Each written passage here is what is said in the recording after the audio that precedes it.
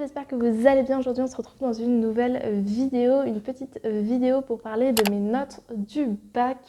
Mais pas que, je vais parler un peu des notes de première terminale et surtout de mon parcours. Je vais vous expliquer pourquoi pour moi c'était important de faire cette vidéo. Avant vous avez vu que le cadre a un petit peu changé, tout simplement parce que si vous avez vu la vidéo de la semaine dernière, vous avez vu que je suis au Portugal pour 6 mois en Erasmus. Et que du coup, j'ai un autre appartement et que du coup, je vais faire les vidéos ici. Normalement, là pour le moment, la luminosité, le cadre font que tout va bien. Et le son, j'espère que ça ira aussi parce qu'il y a beaucoup de vent aujourd'hui parce qu'il fait froid. Et du coup, ça fait du bruit. Donc j'espère qu'au niveau de la vidéo, ça ira. Donc je suis ici pour vous parler de mes notes du bac. Mes notes un peu de première et de terminale. Je vais essayer de vous donner un ensemble notamment dans les matières principales pour celle-là, mais le bac, je détaillerai un peu plus tout ce que j'ai eu, et en terminale aussi, je détaillerai un peu plus. Et le but, c'est aussi de parler de mon parcours, notamment parce que vous êtes plusieurs à m'avoir envoyé des messages en DM, des mails ou même des commentaires YouTube pour me parler de ma moyenne. Et pour parler aussi de l'UTC, mais en fait mon parcours est un petit peu plus atypique qu'un parcours classique et je vais vous expliquer, que ce soit au niveau du parcours au lycée mais aussi de l'après. Donc on va revenir en premier sur mon parcours et je vous parlerai de mes bulletins et de mes résultats en bac en deuxième partie de vidéo. Je vais essayer d'être assez succinct pour le parcours, mais c'est pour vous donner vraiment un contexte de ces notes et pas sortir juste voilà, j'avais ça de moyenne et c'est ça qu'il vous faut pour arriver dans telle ou telle formation. C'est important du coup pour moi de préciser que au-delà du fait que mon parcours est assez atypique, quand bien même vous trouvez des notes de personnes qui ont un parcours classique et qui vous ressemblent, ça va dépendre d'une année sur l'autre, ça va dépendre de l'algorithme de Parcoursup, ça va dépendre un petit peu de votre lycée, un petit peu de votre motivation, un petit peu des autres choses qui ne sont pas les notes. Ça va dépendre aussi de l'année, combien il y a de personnes qui participent. Est-ce que cette année-là, malheureusement, il y a plus de personnes qui ont des meilleures notes que vous, qui passent, etc. Donc ne prenez rien pour acquis, c'est-à-dire que d'une part, ne soyez pas trop sûr de vous, donc mettez sur Parcoursup le maximum de formations et notamment des formations non sélectives, mais aussi ne vous sous-estimez pas, c'est-à-dire soyez ambitieux si vous avez envie de faire quelque chose, même si vous pensez peut-être que vous ne l'aurez pas, ou même si vous êtes sûr que vous ne l'aurez pas, tentez votre chance. Et on commence avec mon parcours. Donc au niveau de mon parcours, j'ai fait un lycée général dans le même établissement où j'ai fait mon collège, enfin où j'ai fait ma dernière année de collège, soit la troisième. Donc en gros en quatrième, je suis passée d'un lycée public à un lycée privé, notamment pour suivre ma sœur en fait. Et au moment où ma sœur a changé, j'ai décidé de changer avec elle. C'est une question que ma maman m'a posée. Je savais que de toute manière, j'irais probablement au lycée là-bas. Et du coup, je me suis dit, autant y aller un an avant, notamment pour me préparer, parce que c'était un lycée qui était fortement demandeur. C'était aussi pour ça, c'est que c'était un lycée qui était réputé pour préparer à faire des prépas, à rentrer en prépa. Et comme ma sœur était sûre de faire une prépa maths, elle a voulu aller là-bas. Et du coup, moi, j'ai dit oui aussi. Je ne savais pas ce que je voulais faire, mais je savais que j'avais envie de un peu moins m'ennuyer en cours parce que je me souviens qu'au collège, je m'ennuyais beaucoup. Ça ne veut pas dire que j'avais des super bonnes notes, et je tiens à le souligner, c'était juste que je regardais l'horloge et je voyais le temps passer parce que je m'ennuyais. Je trouvais qu'il n'y avait pas de défi en fait. Ça peut être un peu bête, mais je trouvais qu'il n'y avait pas de défi, alors que quand je suis allée dans ce nouveau lycée, en sachant qu'il fallait travailler beaucoup, j'avais ce truc-là de vouloir réussir, un peu comme un jeu, vous voyez, vous avez envie de sortir la première, c'était à peu près ça. Et du coup, j'avais plus d'enjeux et j'avais envie d'y aller. J'ai fait du coup ma seconde, ma première et ma terminale dans ce lycée. J'ai fait du coup très bonne année de seconde. Je me suis mis une telle pression que j'ai réussi à être pendant le premier semestre première de la classe. Mais c'était beaucoup trop, à tel point que mes parents s'inquiétaient pour moi, et notamment ma maman m'a amené voir la prof principale qui était ma prof de maths. Et je me suis effondrée en pleurs dans le bureau, alors que je vous dis, j'étais la première en maths, la première de la classe, etc. J'avais rien pour m'inquiéter, et en fait j'étais tellement inquiète de ne pas pouvoir faire aussi bien, voire mieux au second semestre. Et je crois que c'est ce que j'ai dit à la prof. Je lui ai dit mais je comprends pas, je sais pas comment je vais faire mieux. Et maintenant ça semble totalement illogique, et même je pourrais en rire, mais j'étais dans un stress énorme que je me mettais à moi-même, que c'était devenu pas du tout sain, que je poussais beaucoup trop. Je dis pas que ça s'est forcément amélioré cette partie-là, mais en tout cas, j'ai petit à petit, au fur et à mesure des années du lycée, j'ai réussi à bosser un peu moins, mais j'étais quelqu'un qui bossait extrêmement beaucoup, et aussi parce que le lycée dans lequel j'étais demandait à bosser beaucoup. et était plus sévère sur les notes que d'autres lycées, mais je ne peux pas vraiment comparer à l'ensemble des lycées et c'est ça un petit peu que je questionne vis-à-vis de Parcoursup. Est-ce qu'on a questionné avec mes camarades l'année où on a fait Parcoursup, mais c'est vrai pour mon lycée, ça peut être vrai pour plein d'autres lycées.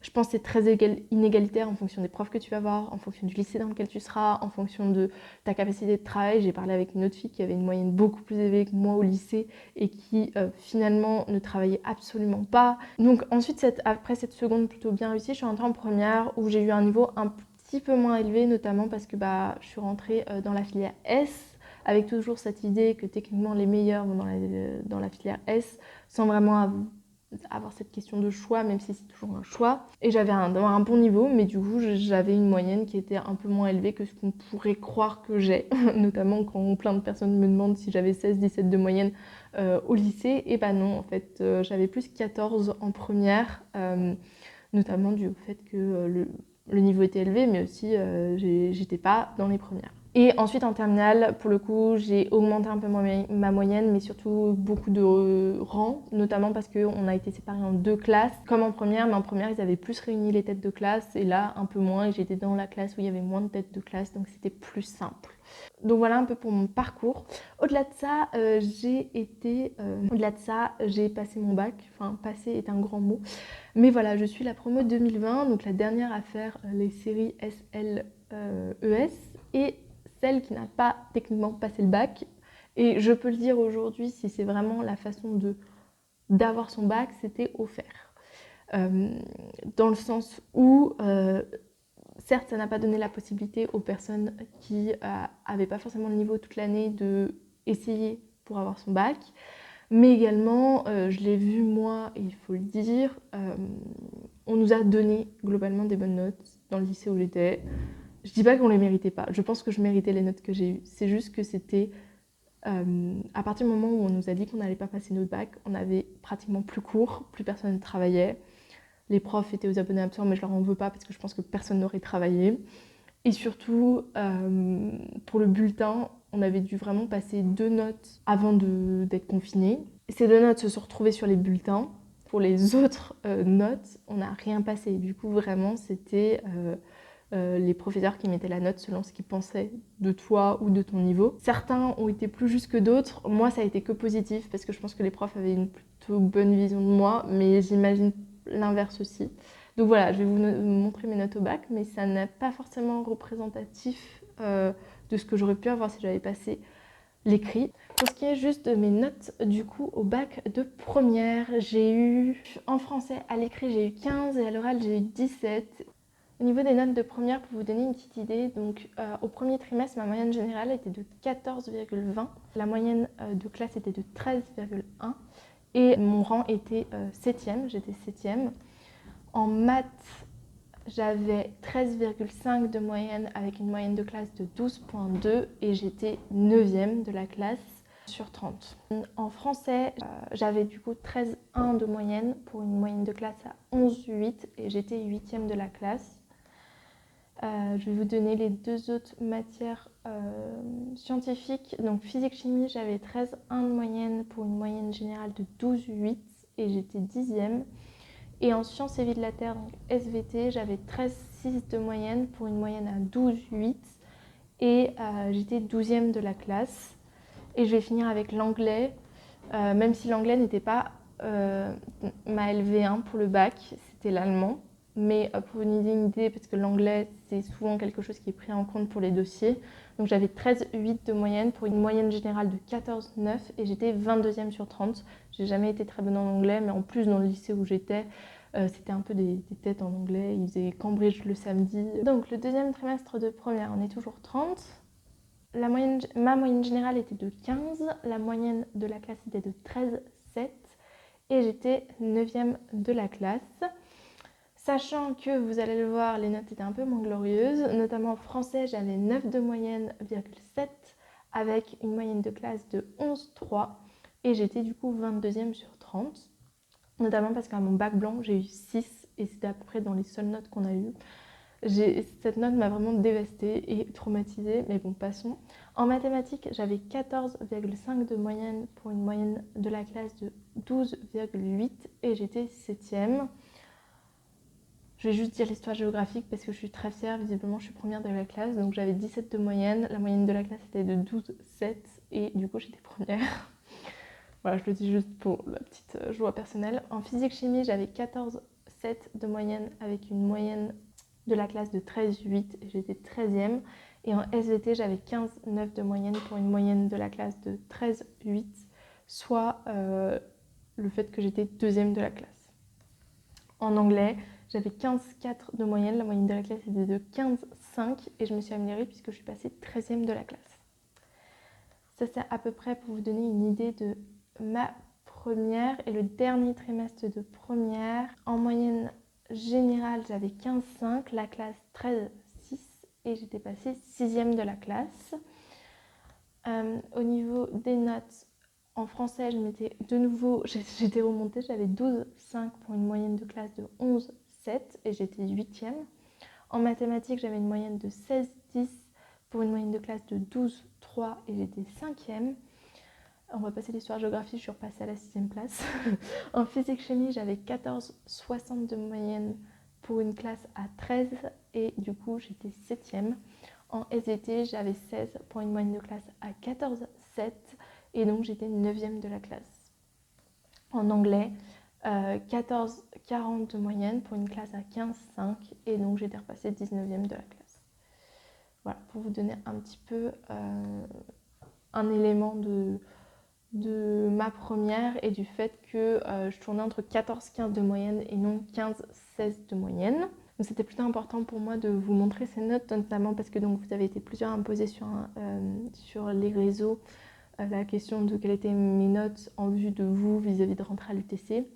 Pour préciser les choses, après le bac, j'ai demandé l'UTC, j'ai demandé l'INSA Lyon, j'ai demandé beaucoup d'INSA, il y en a certains que j'ai pas demandé, comme l'INSA Toulouse, INSA Centre-Val de Loire, il me semble aussi, ou INSA Hauts-de-France, Donc j'avais pas demandé INSA Toulouse et INSA Hauts-de-France, mais j'avais demandé les autres INSA. Et j'avais aussi demandé des prépas, notamment BCPST, BL et certaines économiques, parce que je savais pas encore ce que je voulais faire. J'hésitais entre aller plutôt, pas forcément dans une école de commerce, mais plutôt dans tout ce qui est sciences politiques, même si j'ai un peu abandonné les concours du style IEP et Sciences Po, alors j'aurais dû, je pense, les tenter. Et ou alors faire une école d'ingé plutôt archi-ingénierie, donc ça c'était plutôt avec l'INSA Strasbourg, et ou alors faire de la biologie, notamment avec BCPST. Et BL, c'était un peu ma solution de tout ce qui était étudié en BL, en prépa BL m'intéressait, mais j'avais pas vraiment de vue sur quelque chose après, et c'était un peu la problématique. Et donc j'ai demandé l'UTC, mais je ne l'ai pas eu post-bac. C'est ce que j'ai voulu en fait. Je me suis pas vraiment intéressée beaucoup à l'UTC. En fait, j'avais une amie qui parlait que de l'UTC, vraiment, qui disait que c'était trop bien. Enfin, plein d'amis, et moi je connaissais pas du tout. Et je suis pas allée aux portes ouvertes, j'ai pas regardé. Et en fait, pendant le confinement, j'ai re-regardé ce que j'avais mis et j'ai vu que j'avais mis les UT. Et du coup, j'ai un peu regardé, j'ai vu qu'ils avaient des trucs incroyables en biologie. Et c'était ma période où j'avais vraiment envie de faire de la biologie. Pendant le confinement, j'ai eu ce truc de me dire j'ai trop envie d'aller là-bas. Et en fait, j'ai pas été prise. Et du coup, dans mes choix, j'ai décidé d'aller en prépa BCPST. Donc j'ai fait 6 mois de prépa BCPST avant de rentrer à l'UTC. Quelque chose que je remets ici pour vous dire que effectivement l'UTC, j'ai pas eu l'INSA Lyon aussi, c'est les deux seuls que j'ai pas eu. De tout ce que j'ai eu toutes les prépas, j'ai eu toutes les autres écoles d'ingé post-bac que j'avais demandé, mais j'ai pas eu UTC et INSA Lyon. Et voilà, c'était important que je reprécise que c'est très très sélectif et que notamment mes notes en première ont pu jouer sur le fait que j'ai pas, et je pense que c'est ce qui a joué, que j'ai pas l'UTC, alors que je pense qu'on peut dire aujourd'hui que j'avais le niveau pour entrer à l'UTC et pour réussir à l'UTC.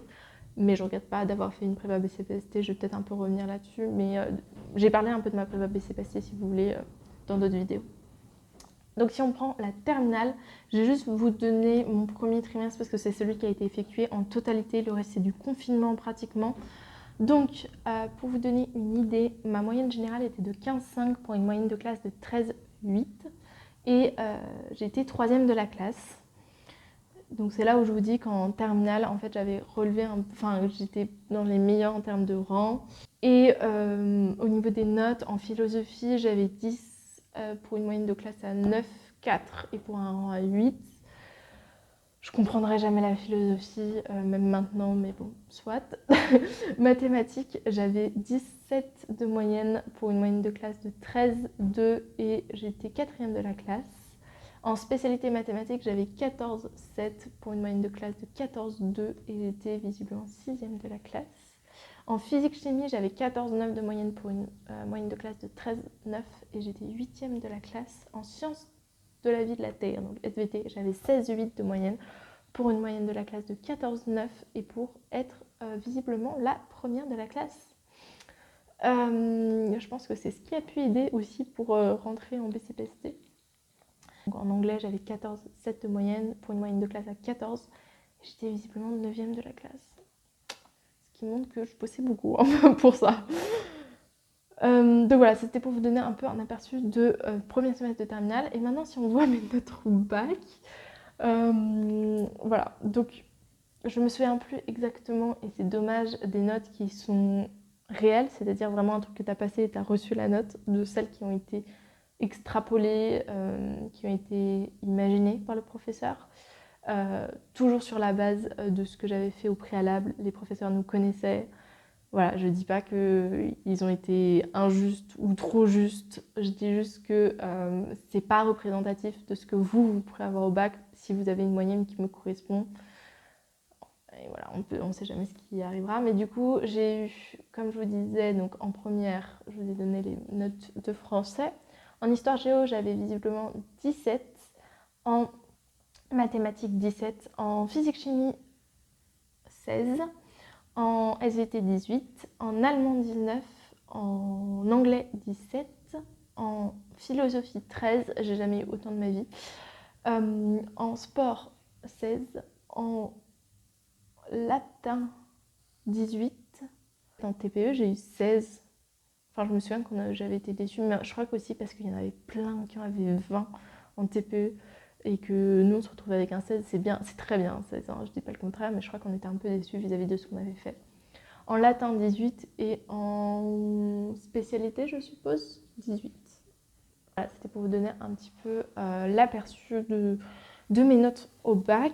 Donc voilà, c'était pour vous donner un peu cet aperçu-là, vous expliquer que selon vos notes, que c'est assez difficile de comparer vis-à-vis de moi, mais je pense que pour certains, ça peut aider pour vous situer un petit peu vis-à-vis de Parcoursup. Et quelque chose qui était assez intéressant et que j'avais envie de souligner, c'est que j'ai mis plein de prépas BCPST dans Paris, des grandes prépas, mais aussi des un peu moins grandes qui se trouvaient plus dans les banlieues, ou même dans Paris même, il y en a des un petit peu moins prestigieuses.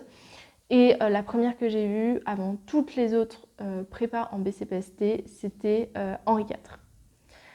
Et je pense que j'explique ça notamment par le fait que les gens osent moins postuler à Henri IV, osent moins parce que c'est censé être très prestigieux et ils se disent je vais pas bouffer un vœu pour ça. Mais de fait est que je pense que la sélection est donc moins forte. Et pour y avoir été, si vraiment la BCPST c'est quelque chose que vous voulez faire, et que vous n'avez pas peur des grandes prépas parisiennes, n'hésitez pas parce qu'elle est dans les meilleures. Et du coup, voilà, c'était intéressant de montrer que j'ai été pris. Je pense que j'ai été pris en prépa BCPST à Henri IV avant d'être pris à la plus petite INSA, vous voyez. Donc, c'est pour vous montrer aussi la sélection qui est de plus en plus faite sur les écoles d'ingé post-bac réputées vis-à-vis des classes préparatoires. Donc, c'est intéressant un peu de faire ce parallèle-là.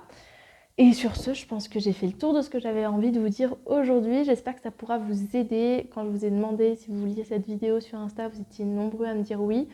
N'hésitez pas d'ailleurs à aller me suivre sur Insta si ce n'est pas déjà fait. Ça y est, j'ai repris le rythme de 1 post par semaine. J'espère que je vais m'y tenir. Donc vous allez avoir des nouvelles de moi sur Insta, toujours sur YouTube. Et voilà, et j'espère vous prendre avec moi très prochainement. Et je vous dis à la semaine prochaine pour une autre vidéo. Salut!